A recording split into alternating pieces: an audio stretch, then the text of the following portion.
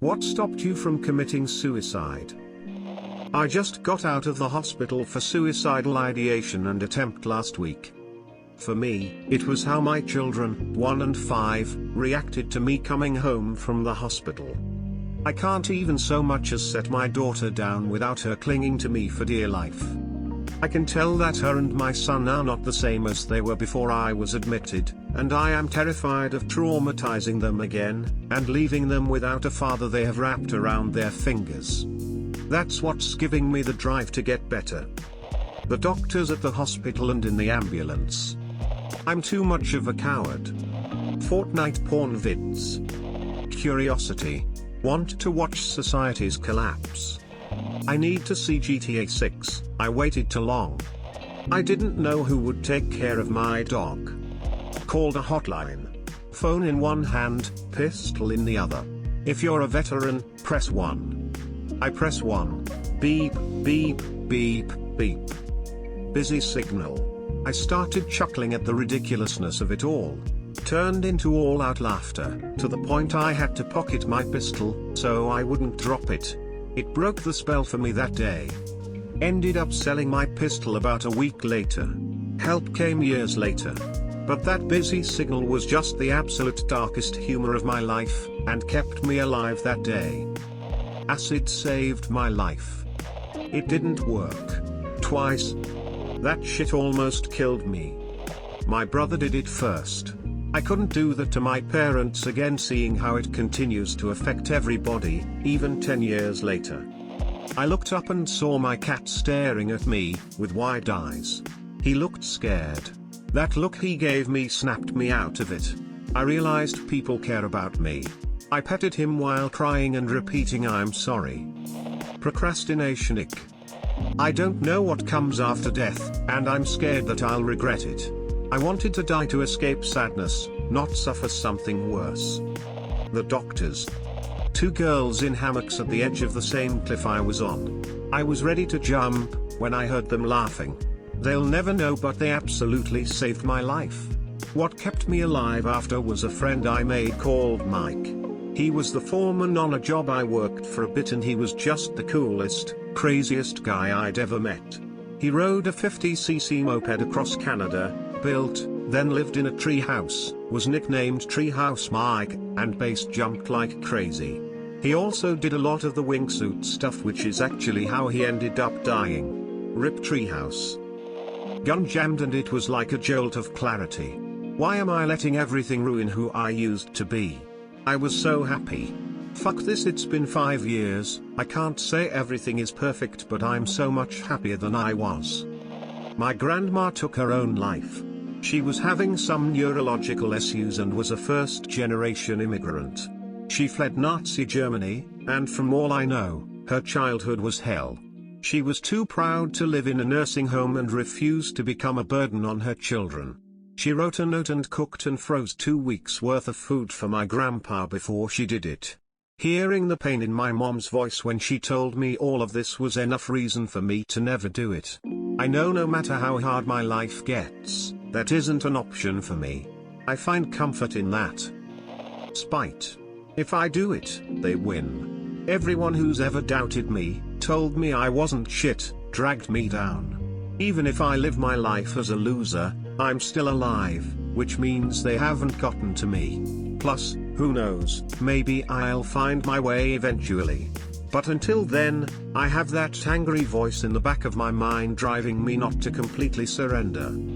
I was trying to swallow a bottle of my pills the doc prescribed me for my schizophrenia because I couldn't deal with it anymore, and my baby sis walked into the room, took her first steps that day, and climbed in my bed and laid on me and went to sleep, and I cried so hard but never contemplated ever again when I think about them. My ex. He caught me before I could attempt.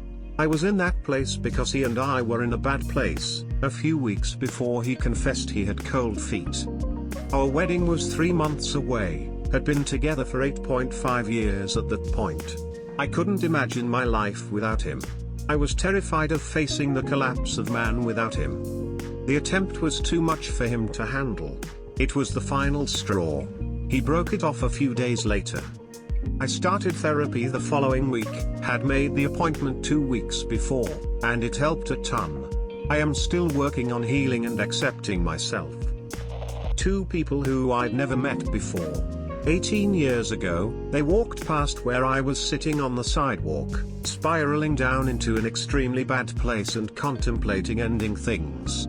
Then, they turned around, came back, and one of them said, "I know that look, and you definitely shouldn't be alone right now." So they drug me along with them to hang out with a group of friends and get stoned on the beach.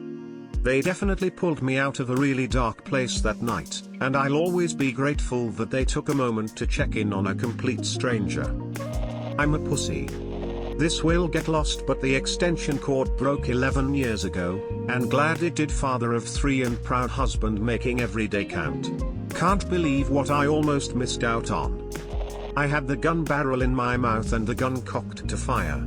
I knew enough to know the object was to give my cranium a sunroof. The gun was aimed up and I began to count down from 10. I only got to 7 or 6 when I heard the hall door open and close downstairs. I quickly uncocked the gun and put it under my mattress. My dad came into my room saying he needed some help with some work. I went and helped him. For weeks I planned to take my life when I got enough privacy. I didn't want anyone around to save me if I did a less than stellar job offing myself. But at least one parent or sibling was always around with no idea of what I planned to do. Not sure exactly when I decided to live, but it was many months before I put that gun safely away. Fear that I would fail to die and have to live with myself afterwards. One piece, I have to see the end. I've come so far. I heard the phrase, "Do you want to die or do you just not want to live like this?" And that changed my whole perspective. Didn't like the idea of someone else taking care of my cat. Had to be me. I knew one of my close friends or my parents would keep her and take care of her. But I just couldn't imagine it. Trying to wiped away my desire to end my life and gave me determination to continue existing so I could continue to take care of it. Fortunately, I'm in a much better place and can say I want to be alive for the sake of living. I have tried to adopt a philosophy that life brings suffering, yet it's still worth living for all of us. No matter our trials, we can go on and be brave. Fear of nothing being on the other side and all of it being for nothing. I'd quit, it's terrifying to me.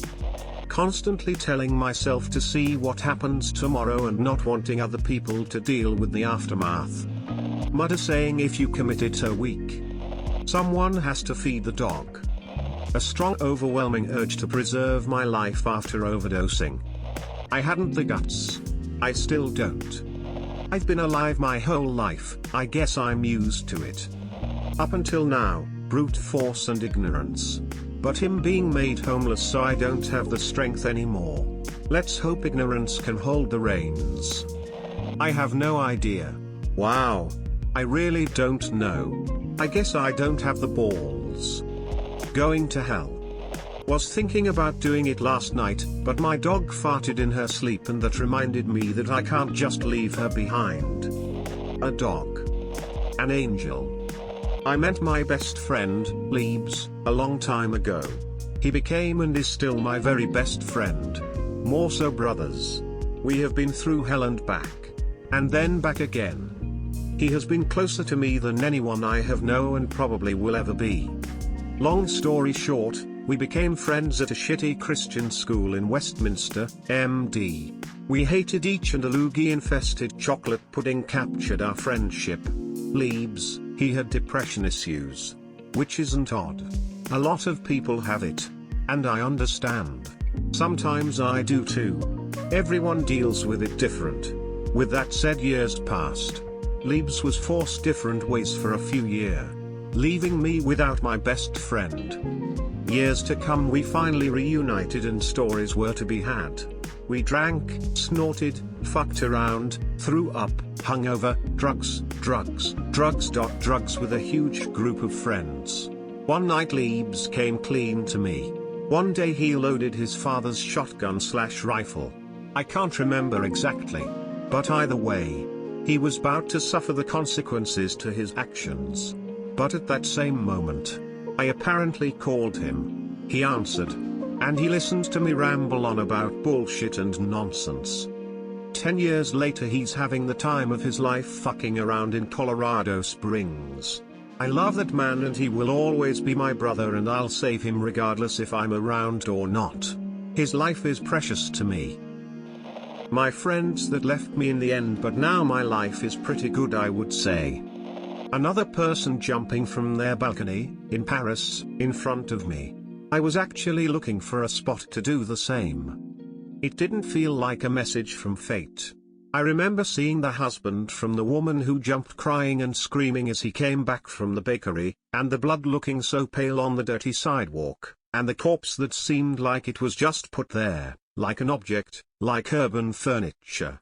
After 10 minutes that felt like an hour, I kept walking, and I saw a woman with her toddler walking towards the corpse. So I told her to avoid that street and she thanked me. The husband left his wife for 5 minutes to get bread, and when he came back, she was dead. I didn't want anyone to feel like him. I wanted to be the person who told that woman to not bring her toddler to the wrong place. I wanted to be someone who cared for the others. So I looked for help after that. My experimental cancer treatment is effective. Fear of death. Guess I wasn't ready at the time and I still wanted to enjoy my life too.